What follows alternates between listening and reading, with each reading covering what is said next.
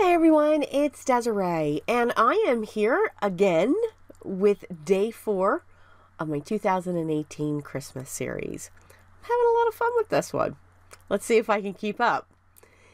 So this one, you can see I have one of the Simon Says watercolor panels that you can get. They do come in sets. And I'm also going to be playing around with the Arteza colored pencils. I've had a couple of you ask me about them, so we are going to play with these and create. So this is the pack of the Snowmen. I'm absolutely in love with these. I love snowmen. I don't like snow. I love snowflakes. I don't like snow. But I love these two things. I am one to have a snowball fight because I love having snowball fights. I just don't like snow, driving in it. So but I thought this pack, I get all of these packets every time they come out. I think they're great. What is wonderful with these watercolor panels, they are put on Tim Holtz watercolor paper. But you can use Copic markers, you can use colored pencils, you can watercolor, you can use your real brush pens, whatever it is, whatever type of medium you would want to use, you could use it. On these panels. So here I am showing the Arteza colored pencils. There is 72. These are considered the expert line. They are round. Now when you first get them, they will not have a very sharp point. It's not a problem, you just need to sharpen them. They are a little bit thicker with the barrels than Prismacolors. These are the collection of pencil sharpeners that I have. This is the one by Prismacolor. That one because it can capture. I use that a lot if I'm traveling. Same thing with this one. Now this one came with the Scholar pencils by Prismacolor that I have, which are an excellent alternative as well.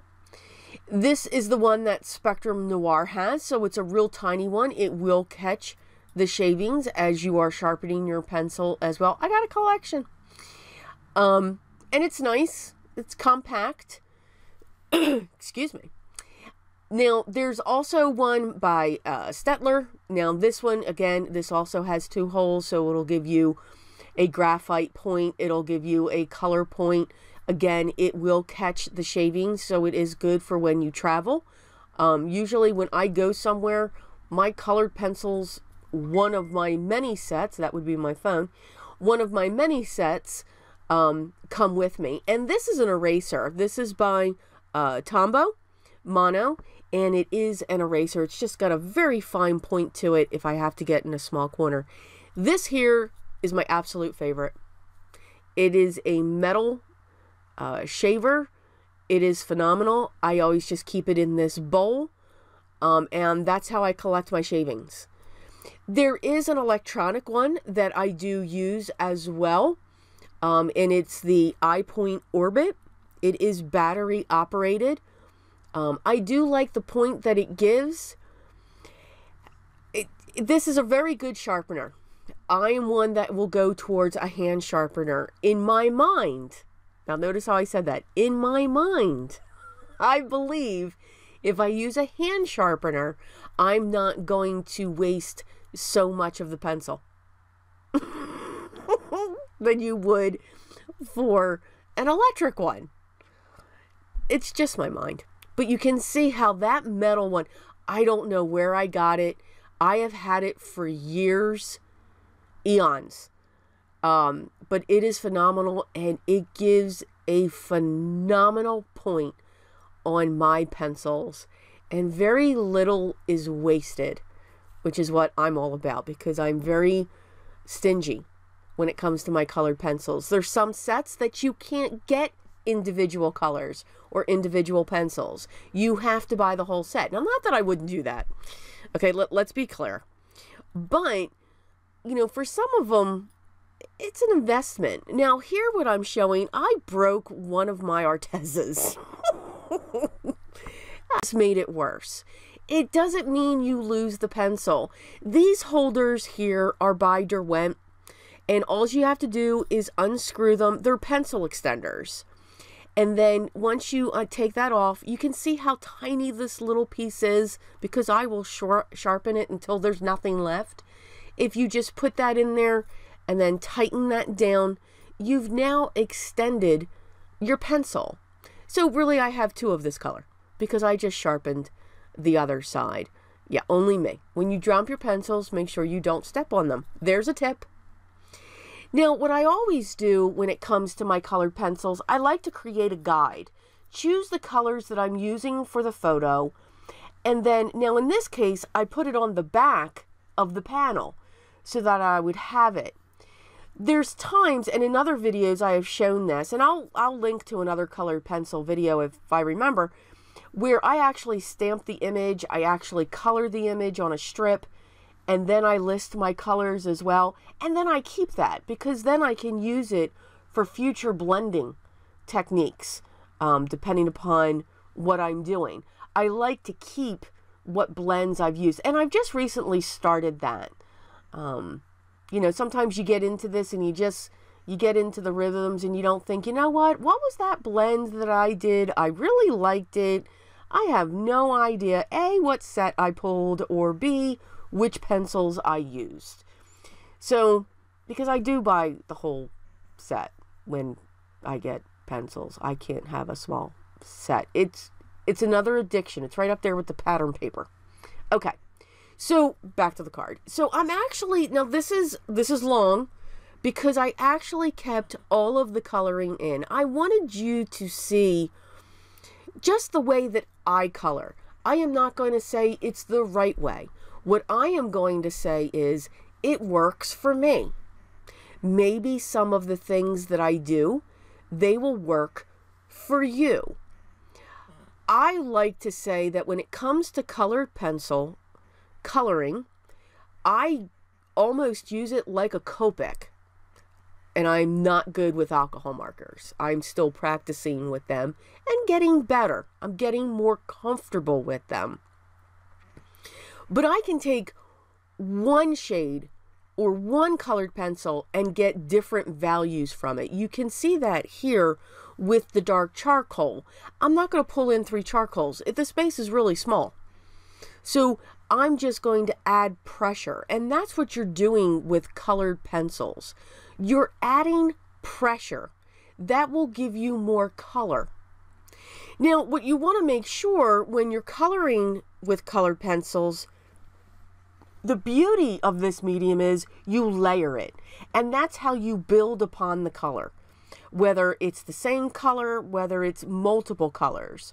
I have gone up to 6, 7 different shades for an area, depending upon that area. Okay? So, again, look at what you're drawing. Look at the detail that you want to get. This is very simple. So, I went as most as 3 colors. Now, that doesn't mean 3 shades of red, 3 shades of yellow. When it comes to the carrot on his nose, I went from yellow to orange to red to get that shading. For the red that I'm putting in the hat and the scarf, I went from a light red, yes, it's light crimson, to a dark crimson, to a purple to get my shadows. Remember, you could have just 2 colors. You could get and be fine with the 36 pencil set or 24 of your colored pencils, whether they're Derwents, whether they're Prisma, whether they're polychromos. The list could go on because I'm looking at them because, yeah, I got them all. Yeah, it's an obsession. Yes. Are Colorless a good set of colored pencils? Absolutely they are. Are the Sargents a good set? Absolutely they are. I have yet to find anything where I would say, nope, don't use it. There's always a way to make it work. So if this is a medium that you're curious about, or you want to try, but yes, we see everybody with those polychromos and the Prisma colors. Okay, I must have them. Yeah, I've been there. Yep, done it. But you don't have to start out with them. You can start out with the Crayolas. You can get them at your local craft store. You can get a set of like 50, I believe, for like 10 bucks. And they work fine. You can build up your skills with those. Same thing with the Sargent Arts. Same thing. There's all kinds. These, I would say, are very good quality. I'm very happy with the Arteza set. You can see they blend very well. I think they are creamy. That's something that I like in a pencil. I like it to be creamy, and it can be wax or oil. You can have those different bases. I want to be able to blend with them. I am not one to use Gamsol when I want to get a liquefied blend. I very rarely like to go with that type of blend. And if I do, believe it or not, I use baby oil and a stump and a blending stump. I'm okay with the smell of baby oil because then I know I'm smelling baby oil. I just do not like the fact that Gamsol is odorless. It freaks me out. I will be honest. It just makes me nervous. I know when I have baby oil, I know what I'm smelling. It's baby oil. So, but I very rarely use those.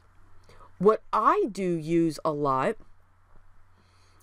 if I do want to have that blend, is the Colorless Blender Pencil by Prismacolor. Now, I use that for all of my color pencil sets.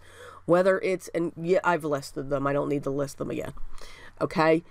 That is what I use, and I think it does a beautiful job. When you have multiple layers, as long as you're not going in with direct pressure right away so that you filled all of the nooks and the crannies that you cannot layer anymore, that's a problem. So you always want to start light first, then go dark, then keep adding and adding and adding. And you'll see this waxy or oily buildup. It gets very shiny. You've got to be able to continue to layer them. But that blender, the Colorless Blender Pencil, will just blend all of those colors together. And it is absolutely beautiful.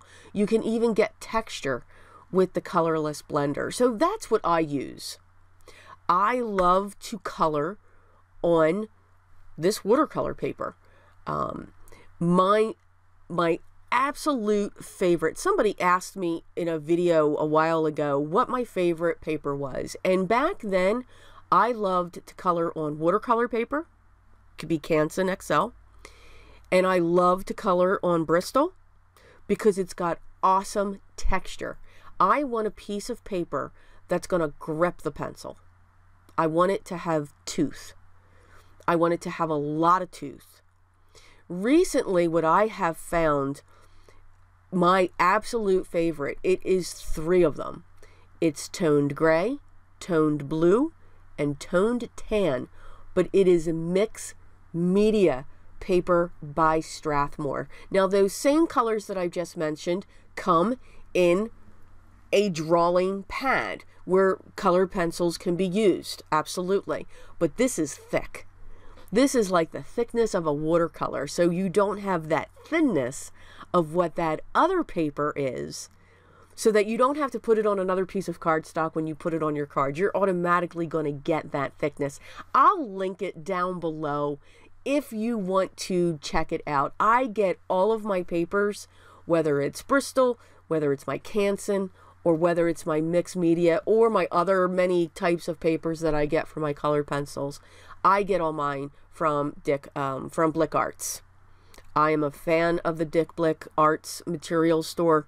I think they have the best prices.